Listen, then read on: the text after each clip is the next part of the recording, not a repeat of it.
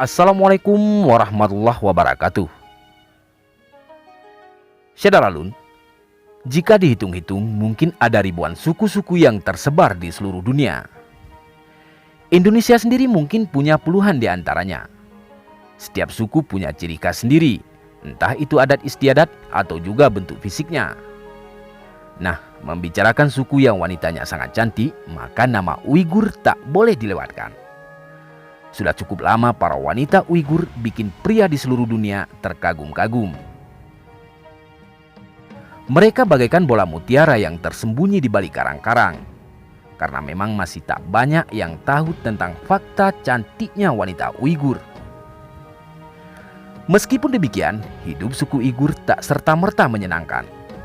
Mereka ternyata menghadapi masalah yang cukup pelik dari yang terlihat. Penasaran dengan suku yang satu ini?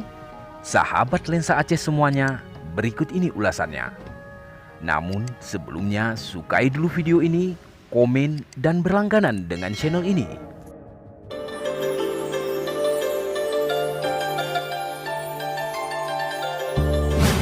Beberapa waktu yang lalu, Xinjiang sempat jadi perhatian dunia soal kebebasan beragama di tempat tersebut.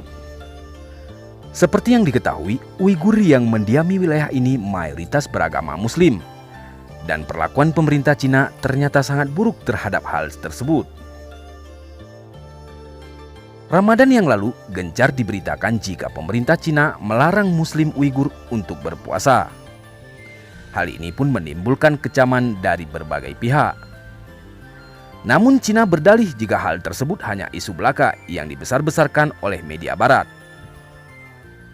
Tak hanya hal soal larangan berpuasa. Di tahun 1990, Muslim Uighur dilarang mendirikan masjid dan juga madrasah. Hal ini berujung kepada konflik yang akhirnya menghasilkan kebijakan strike hand, yang mana pemerintah jadi punya hak untuk mengatur segala sesuatu tentang keagamaan di tempat ini. Tak hanya hal-hal yang berkaitan dengan agama saja, suku Uighur juga dipersulit soal birokrasi. Misalnya saja, membuat paspor untuk berhaji yang takkan berjalan mudah. Mereka juga sangat kesulitan mendapatkan pekerjaan. Perusahaan sekitar lebih mempertimbangkan menerima suku Han yang notabene hidup berdampingan dengan suku Uighur. Tak salah jika akhirnya suku Uighur hingga saat ini masih terus berupaya melepaskan diri dari Cina. Seperti yang dikatakan dalam pembukaan tadi, Uighur memang terkenal dengan deretan wanita cantiknya. Meskipun mereka mendiami wilayah Cina, namun orang-orang Uighur sama sekali tak mirip dengan penduduk Cina kebanyakan. Mereka berkulit putih, namun ada sedikit corak Arabnya. Beberapa orang bahkan terlihat seperti blasteran Asia Timur dan juga Eropa. Hal yang bikin kagum lagi adalah mata mereka yang kecoklatan dan agak kehijauan, yang unik dan berbeda dengan orang kebanyakan. Tak cukup dengan itu, kadang beberapa wanita Uighur juga lahir dengan rambut pirang. Ibaratnya, di sini adalah tempat berkumpulnya wanita-wanita cantik.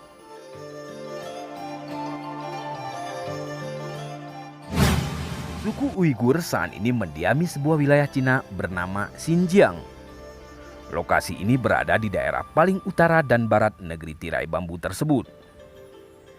Xinjiang sendiri artinya adalah perbatasan baru.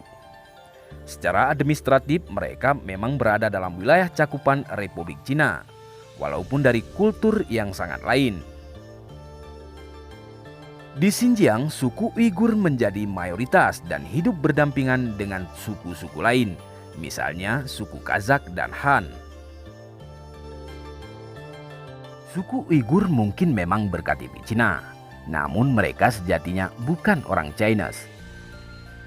Dilihat dari fisik mereka sangat lain dan tidak identik sama sekali dengan orang Cina kebanyakan.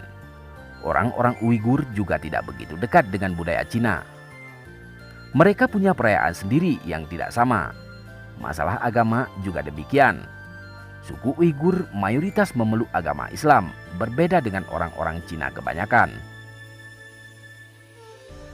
Sebelum resmi menjadi bagian dari Cina, suku Uighur dan Xinjiang berdiri sendiri. Namun pada tahun 1949, daerah mereka diklaim masuk ke dalam daerah Cina. Hal ini pun membawa dampak munculnya protes besar-besaran.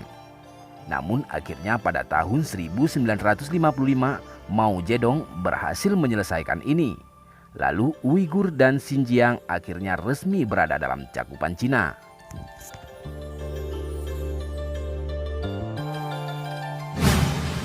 Jika dilihat dari sejarahnya, suku Uighur memang sangat erat kaitannya dengan bangsa Turki.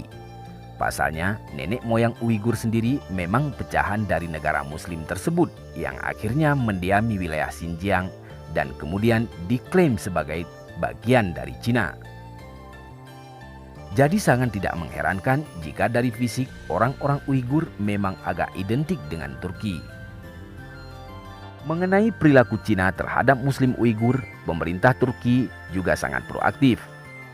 Para warganya juga pernah tercatat melakukan demonstrasi besar-besaran karena merasa pemerintah Cina telah berbuat tidak adil kepada saudara jauh mereka. Begitu pula dengan sikap pemerintah Turki yang secara tersirat mengatakan keberatan terhadap aksi pemerintah Cina tersebut, walaupun akhirnya juru bicara Cina dengan tegas menolak keberatan tersebut. Memang cukup miris melihat nasib suku Uighur sekarang. Dipaksa jadi bagian dari sebuah negara lalu diperlakukan seenaknya. Bahkan ada kabar yang mengatakan aksi tidak benar pemerintah Cina tersebut sudah berlangsung cukup lama. Kita doakan saja mudah-mudahan keadaan Uighur di Xinjiang terus berlangsung kondusif dan yang penting bisa melakukan aktivitas termasuk beribadah dengan tenang. Sahabat Lensa Aceh semuanya, demikianlah fakta tentang suku Uighur. Jangan lupa sukai video ini, komen, dan berlangganan dengan channel ini.